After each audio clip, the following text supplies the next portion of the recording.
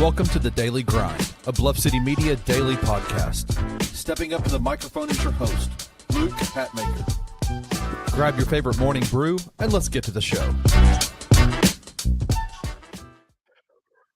Never gonna give you up, never gonna let you down, never gonna stop and hold you. Never gonna say goodbye. My dog is looking at me like I'm crazy. Welcome to the Daily Grind, presented by FanDuel Sportsbook. I flapped my arms with that like the angel in Angel in the Outfield. Love that movie. Yeah, that's so good. The movie's so good. I am your host, Luke Hatmaker, and it is Monday. We're starting the week off the only way that we know how to on this show with Rusty. How are you, sir? I'm good. I did not have getting rickrolled on my bingo card for today, but yet Here we are. I'm good. I look like him. You know, I can see it. You know, I'm more handsome, debonair version for sure. I was just fishing for that. Yeah, you're welcome. I got you. I'm good. No, I'm good. I'm a little sleepy this morning. Somebody last night would not stop calling my phone, and they would sneeze and hang up. I'm getting sick and tired of these cold calls. Welcome to the Daily Grind. I would be furious. Oh, furious. I'm angry. I'm mad as hell, and I'm not taking it anymore. Speaking of mad as hell, there's a lot of people that seem mad as hell. I specifically want to talk to you about this because you were in. Oh, well, shout out to everybody in the comments as well. Jalen hit the nail on the head. It's the last week of the preseason. We got 2 games left. You were in the building for the Saturday game, the loss to the Atlanta Hawks, 122-116. This is our last home preseason game. I just want to pick your brain about it. Like, cause people seem to be upset. Some people seem to be upset. I don't see them anymore. Y'all are all muted on Twitter, so y'all can be upset all you want. I'll never know. I'm with you, man. I'm just like, listen, man, it's preseason. Until our all-stars play basketball, I'm not going to crash out about it. Like, Ja makes everybody better. Jaren makes everybody better. Zach Edey's going to get 1 million rebounds. Like, you look at the games that we've played against Detroit, Boston, and Atlanta, all of their starters, their consistent contributors, played 20-plus minutes.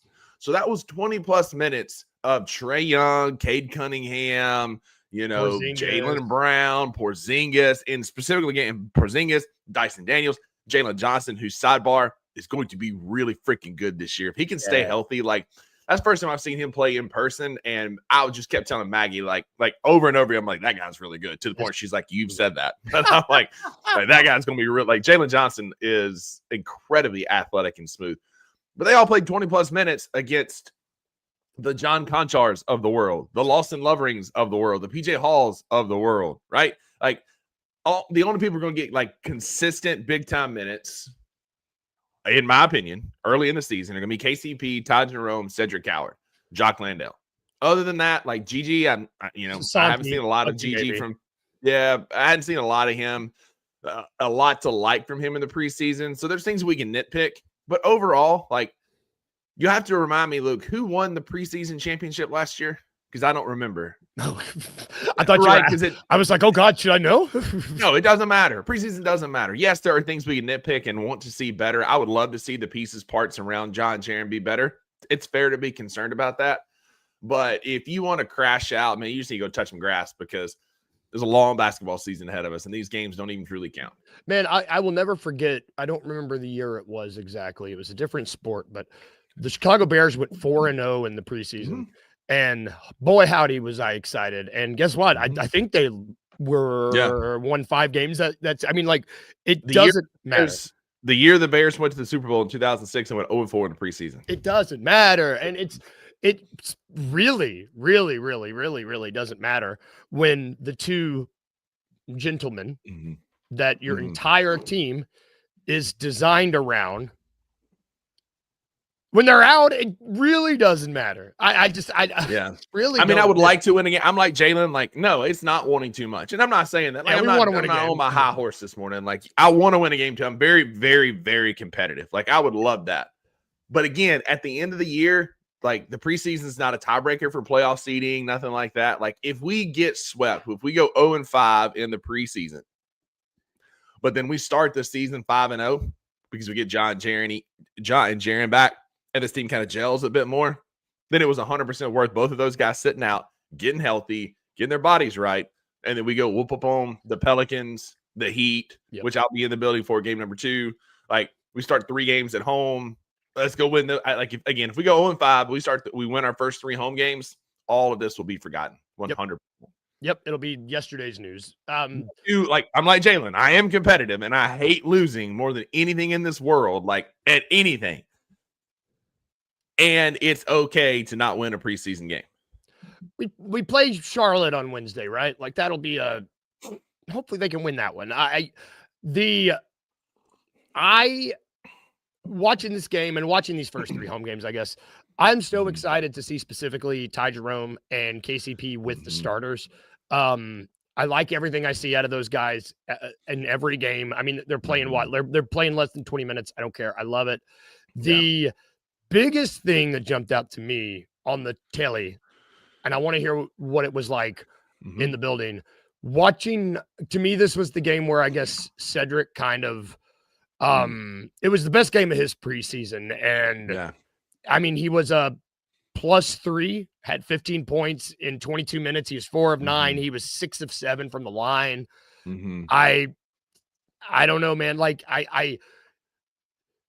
we talked about this in our group chat with Wayno and Uncle Buck. It's like, if you're looking at the 2 guys who have a lot of potential on the wing, you got Gigi and you got Cedric.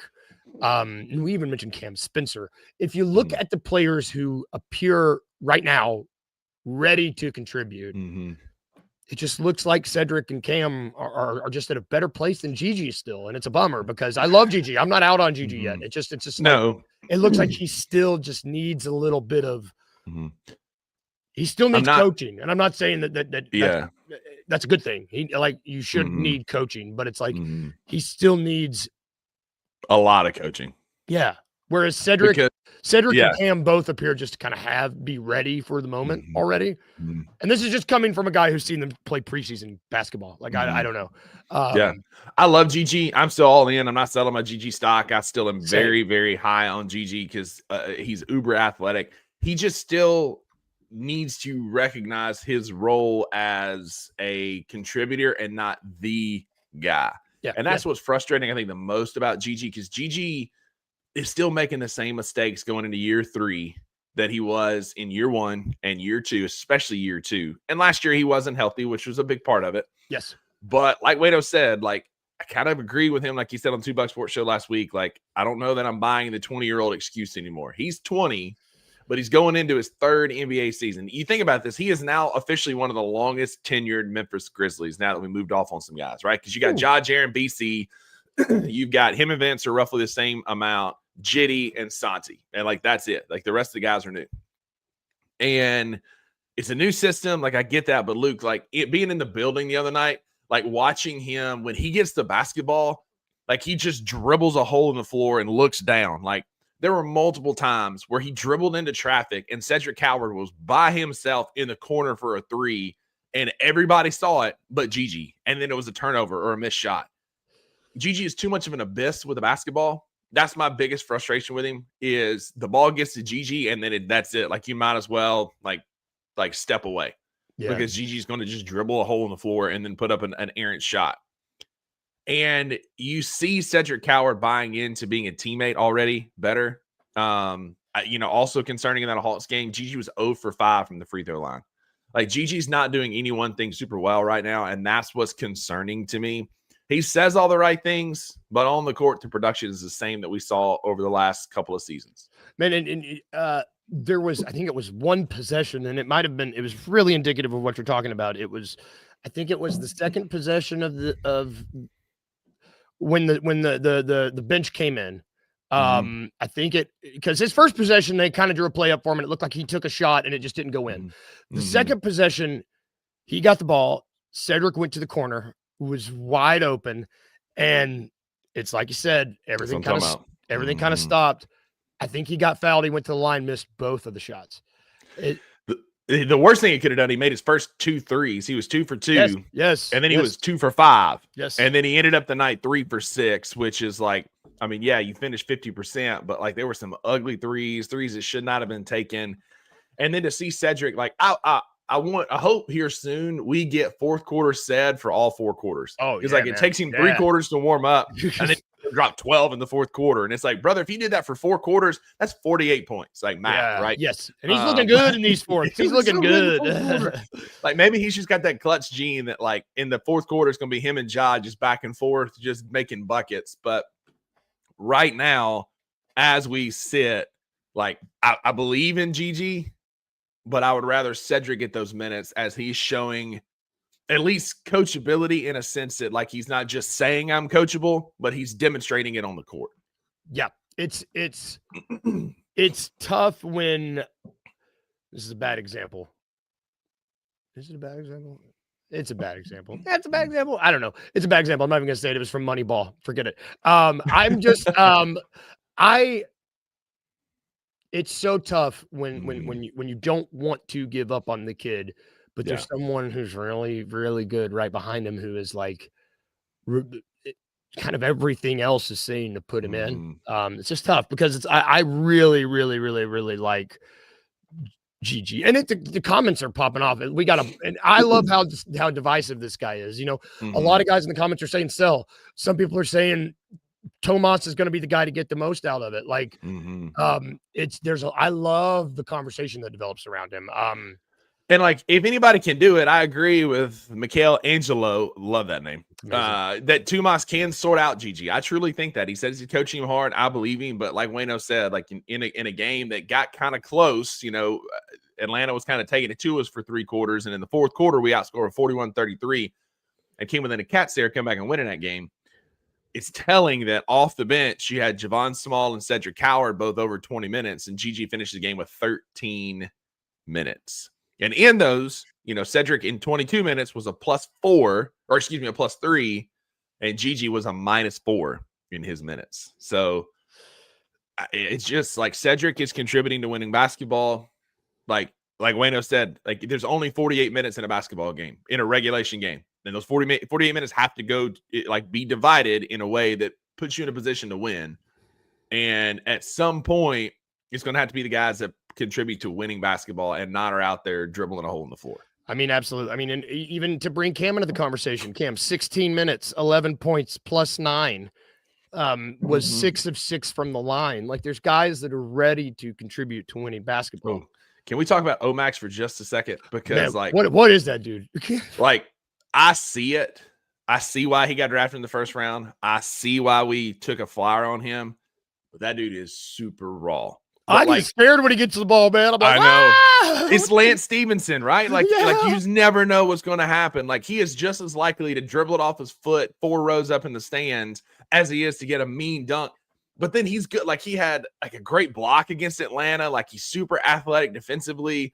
He's super long. Like he's one of those guys like looks good in pads. Like he looks like an NBA player. I see why the Mavs drafted him. I also see why they moved on from him. But like 9 points, 12 minutes, 4 rebounds. He's one I hope that we are patient with, and maybe I don't know. You know, he's on the 2A. Give him some G League run. Like he's one like he could replace Santi Aldama at the 4. He's not going to shoot threes like Santi, but he plays great defense. He rebounds. And he'll get you 9 points. I mean, that's not awful. He was, 2 or 3 from the free throw, 1 or 2 from 3. Like, I got a theory that in the next couple of seasons, I think Omax is going to replace Santi Aldama's minutes. I got a hunch. That would be wild. Man, Santi did lead us in rebounds. He did on Saturday, but God, we need help. Anybody, we need help with the rebound. We need help rebounding. I don't want to talk about that. Omax does bring energy. Wayno's talking about that. He brings it's chaotic energy, but it's energy. But it's energy. That's a good point. It's chaotic, but it's energy. Yeah. I found myself every time he touched the basketball Saturday night, I would hold my breath. I just like, Yep. It took me a But while. yeah, y'all go to the FedEx Forum. It was a ton of fun. The AC they replaced the AC unit on the FedEx Forum. It works. It was quite chilly. It works. But it was great. The hype video was good. They had a lot of like practice.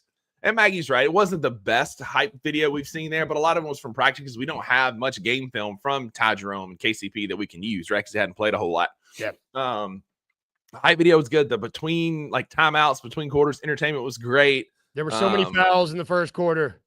Brother. Whoa. Maggie was like, I don't remember games taking this long. I'm like, no, it's because they called 20 fouls in the first half. They called 10 in the first quarter and like 8 or 10 in the second. Like it was the referee's show. And some of them, yeah, there's a lot of ticky fouls, man. And like it's hard to get in a rhythm. And as a fan, I found myself just kind of bored because we kept having so many stoppages. Dude, you couldn't hear on the broadcast. Brevin was furious. Sure.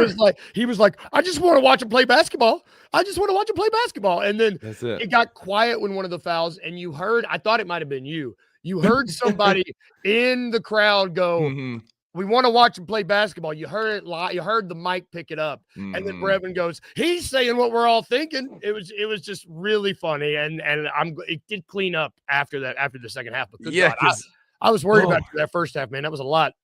I mean, game started at 7 and we had halftime at like 8:30. Like it took an hour and a half to get to the first half because of all the friggin' fouls, man. That's too many. And whoever that dude was, shout out random citizen.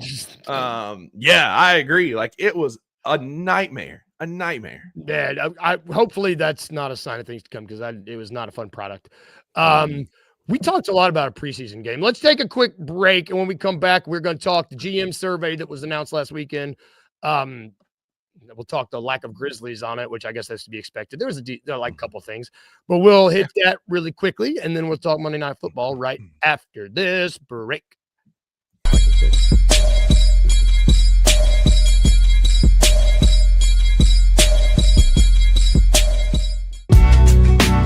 In the heart of the Highland Strip for 27 years, Trilogy Tattoo has helped tell stories for Memphians for generations. Located at 530 South Highland, Richie and his team are waiting to help you tell yours. From tattoos to piercings, your body art should be as unique as you are. Voted a Memphis Flyer top 3 tattoo shop in the city of Memphis since day one. Your story will be safe here at Trilogy Tattoo. Open 7 days a week, Monday through Saturday, 11 to 11, and 3 to 11 on Sundays. They have convenient times waiting on you. Let Trilogy Tattoo help you tell your story.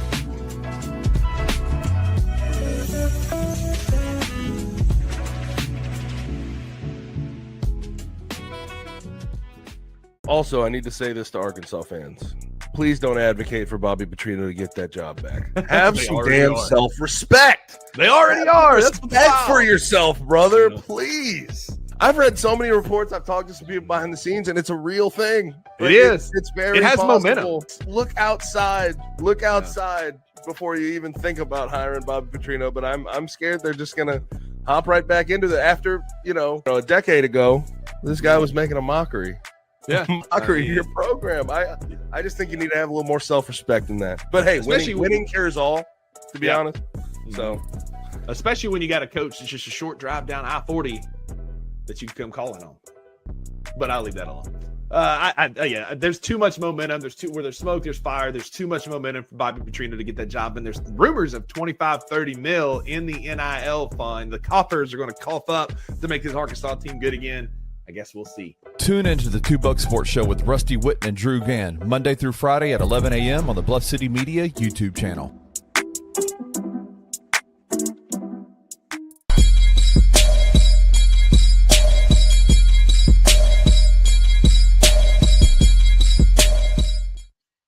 And we are back. Welcome back to the Daily Grind, where we are presented by Trilogy Tattoo. We are also presented by Grind City Brewing. They are the best. And we're presented by FanDuel Sportsbook. We will head on over there in a minute. But first, we got to look at this annual NBA GM survey. I didn't know. I don't know. Survey. Yeah, I don't know. This is a fun exercise. I don't want to spend a ton of talking about this. I mean, there's just Lots of OKC love, lots of Joker love, lots more Wemby love than anything else. I think that this is just a lot of Wemby love. Was there anything surprising on here? That might be the better question. I mean, because it was pretty chalk if you were to ask me. I mean, it was. I did. What is the most underrated player acquisition?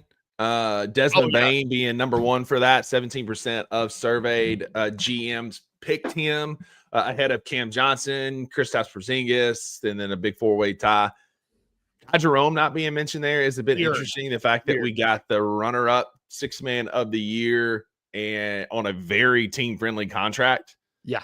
Like the fact that there's not a single Grizzly mentioned across this survey. So Cedric, that's Cedric, fair. That's fair. But in the main, so yeah, let me cool. Cedric Coward got one 11 vote. Vote. He got one vote, and then Ja was second for fastest player with the ball, which I know what that means, but why are we even polling people about that? That's an arbitrary thing. I mean, those are the only mentions of the Grizzlies, other than one mention where it was like hardest team to predict, and they got one vote. I think you could count on one hand the number of votes the Grizzlies received across all categories. I mean, it just goes to show, Desmond Bain left Memphis, and all of a sudden he's the most underrated acquisition. He was the second best trade player behind Kevin Durant.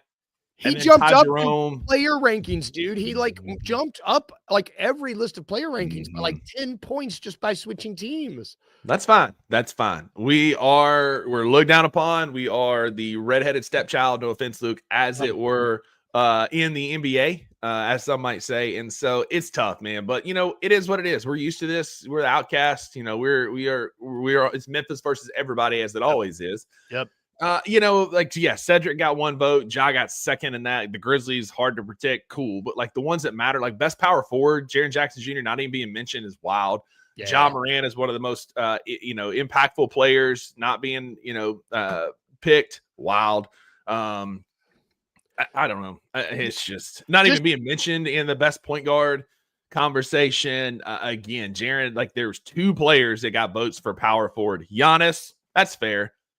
And Evan Mobley, I mean, he's good, but Jaren does the same things he does pretty daggone well, defend and score. Just to give you an idea of how many how this survey goes, they asked the question, which rookie will be the best player in 5 years? 5 years ago, the answer to that question was James Wiseman. So there you go. So take this all with a grain of salt, because big old grain of salt, and that's fine. That's fine.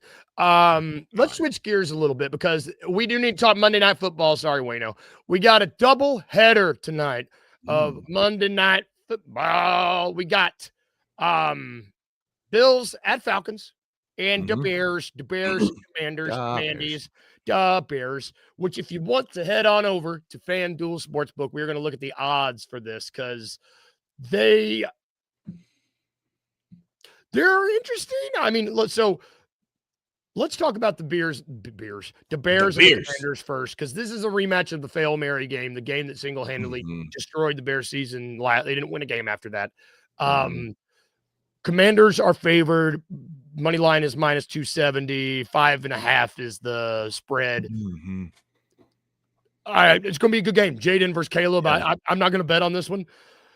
The other game, though, is the one that I find interesting, because the Bills are playing at Atlanta. What do they know? The line is only 3.5. What does FanDuel know? I'm saying, dude, because that's weird, right? Is that weird? Of the two, I ain't going anywhere close to that Bills Falcons line. That's something screwy about that. What does FanDuel? I'm looking at you. What do you know? Because 3.5 is a wild number for one of the best teams in the NFL, and probably the most bipolar quarterback in the NFL, because 1 week you got Mike Vick as Michael Penix Jr., and then the next week you got Mark Sanchez, and there's no in between, right? Last time we saw him, he put up a nothing burger against the Carolina Panthers team, and just looked abhorrent. And now coming to town, you're a 3.5 point home dog. But if it's me, sorry, Luke, hammer the Manders. Big Daniels is getting healthy. Defense is getting better. They've got something in Bill Krosky Merritt at running back.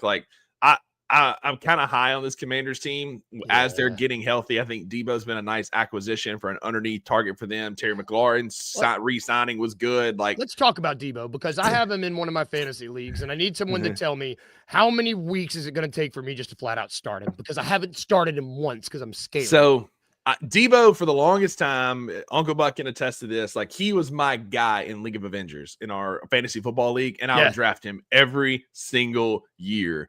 And he would be the most like nightmarish player because he'd be killing it and just like so good. And then finally you'd be like, all right, you know what?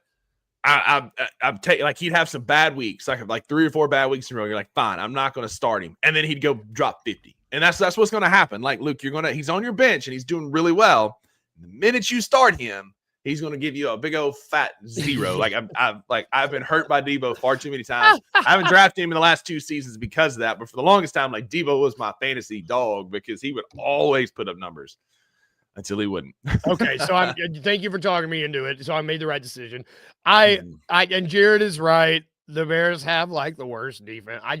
I can't. And Bill Krosky-Merritt is getting hot, man. Like all these rookies, we're talking about Marion Hampton and Ashton Genty and all these, but it's Bill Krosky-Merritt, the law firm, essentially, is the one that is the best rookie running back so far. You're right.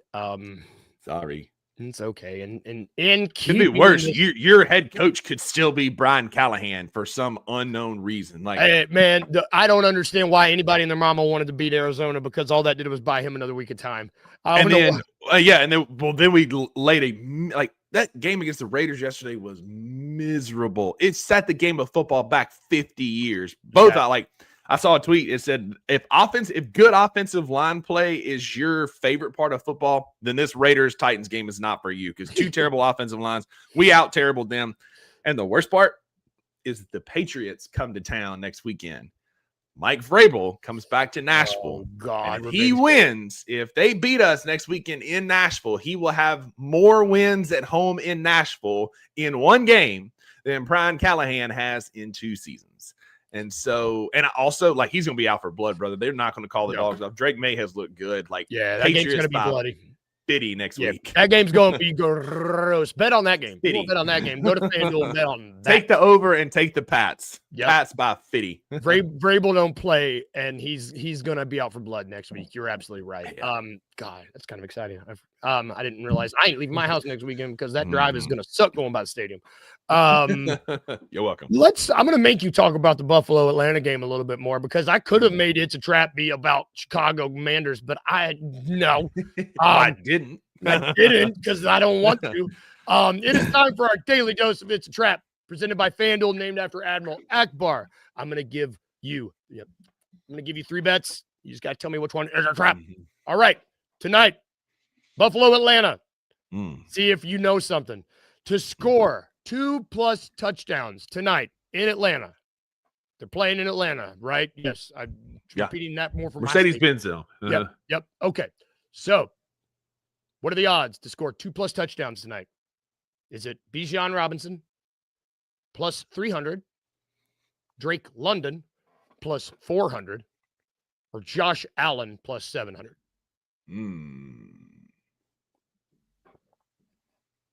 Bijan feels like he should be the favorite. Drake London popped in my head, but plus 400, like before you even said it, but plus 400 is that's wild.